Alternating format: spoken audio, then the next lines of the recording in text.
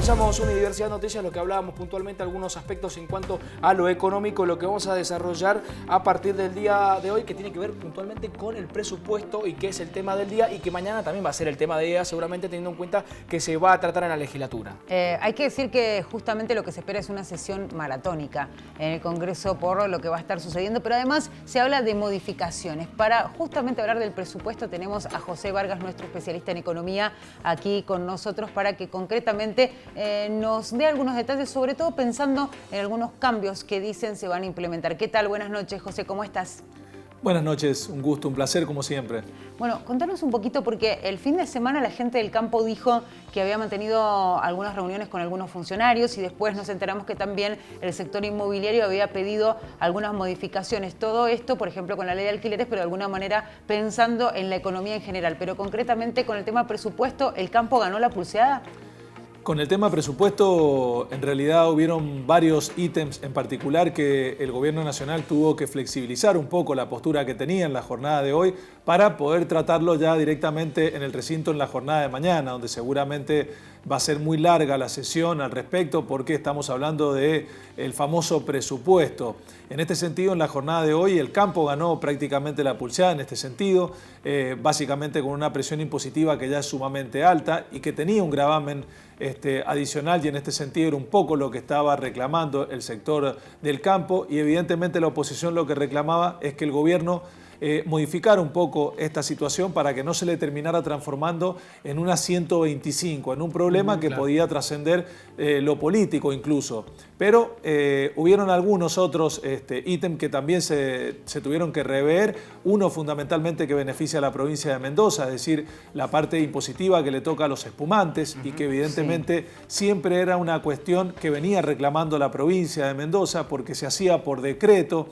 Depende el gobierno de turno, depende la relación que tenía el sector y la provincia con el gobierno, y ahora evidentemente va a ser a través de la ley, con lo cual en ese sentido vamos a estar desde el punto de vista productivo en la provincia en un sector determinado de la matriz productiva que va a ser sumamente beneficioso en este sentido. Después, bueno, el hecho de que se dejara de lado un poco quienes recibían pensiones no contributivas, las personas de la tercera edad, asignaciones no contributivas, que en la ley en un primer momento decía que no podían ejercer ningún tipo de trabajo. Esto también se dio de baja, un poco lo que pedía la oposición, y también fundamentalmente cómo se va a reestructurar la deuda que tiene el país. Acá la oposición reclamaba que se modificara un poco y que se flexibilizara ese punto en particular para quien fuera el gobierno a partir de fines del año que viene tenga más herramientas para poder reestructurarla en el futuro.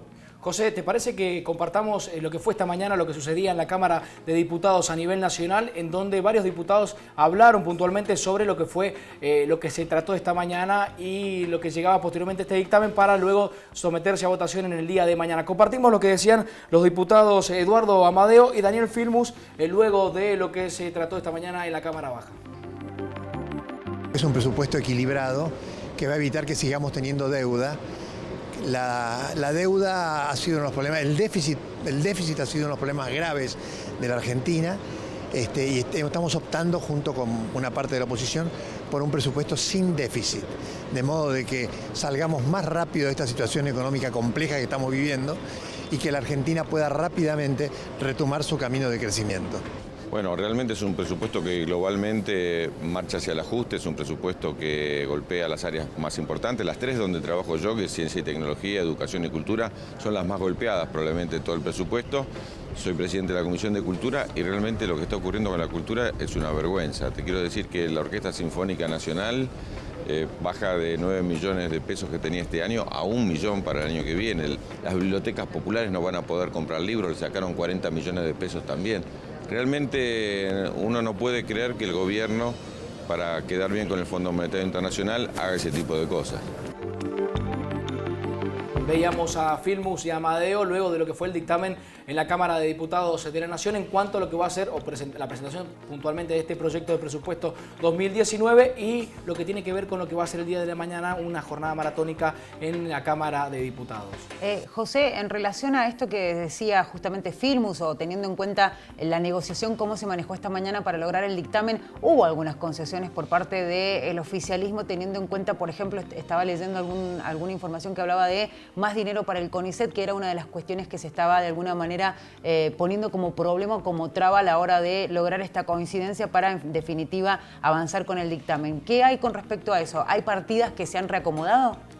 Hay varias partidas que se han reacomodado. El Gobierno Nacional tenía que ir a un presupuesto consensuado con la mayoría de las provincias para presentarlo como un logro o como una meta, más allá de lo que son todos los presupuestos de manera anual, con el Fondo Monetario Internacional. Por eso el apuro del Gobierno Nacional de que esto saliera lo más rápido posible y en acuerdo con la oposición y fundamentalmente con las provincias. Por eso en este sentido ha tenido que ir cediendo a algunas políticas de ajuste que venían dentro del presupuesto para lograr este famoso déficit cero que había anunciado el ministro Duhovne hace ya un par de semanas. El CONICET era uno de ellos, una traba fundamentalmente con la oposición, el tema de la cultura, algo también con deportes, es decir, el gobierno está disminuyendo recursos de manera sumamente importante en muchos sectores, algunos más, otros menos sensibles, pero evidentemente la oposición pedía que en algunos sectores no se tocara demasiado el nivel de recursos o subsidios que otorgaba el gobierno.